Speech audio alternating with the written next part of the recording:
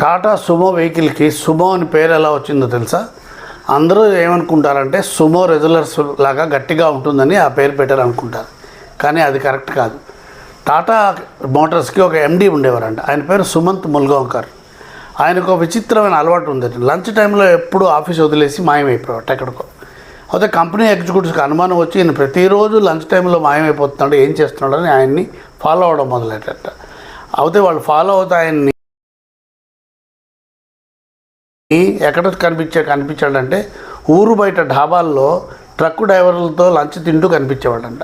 ఆయన అలా ఎందుకు చేశాడంటే నిజమైన యూజర్స్ టాటా ట్రక్స్కి డ్రైవర్స్ కదా, వాళ్ళ దగ్గర నుంచి ప్రొడక్టు సర్వీసు ఫీడ్బ్యాక్ తీసుకుని తన ప్రొడక్ట్లు సర్వీసులు ఇంప్రూవ్ చేయడం కోసం అదొక మంచి మార్గం అనుకున్నాడు.